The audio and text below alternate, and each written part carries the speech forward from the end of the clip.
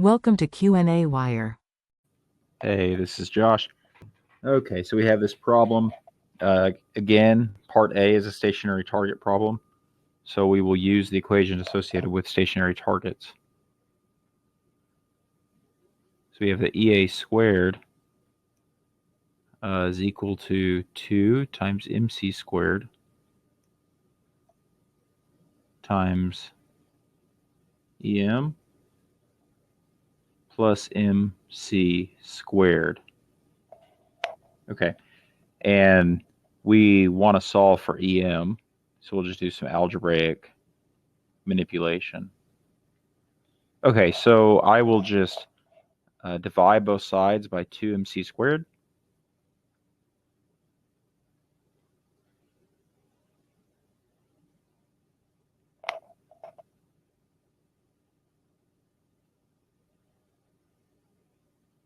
All right, and then I will subtract mc squared from both sides.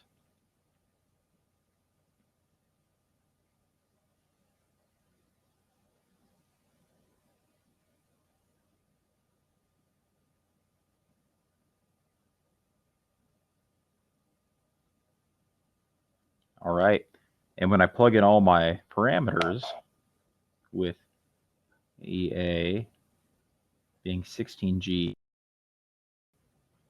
and my MC squared being, generally this is written as 3,727 MeV per c squared, but so that we're on the same units, let's make this equal to 3.727 GeV per c squared.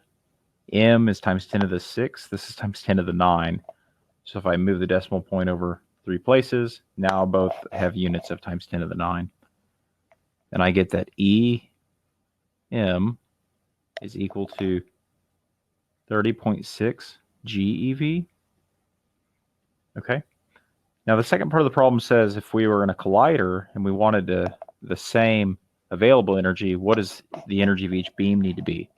And simply, in a collider, all the energy is available, so it's just half of this. So 8 GeV.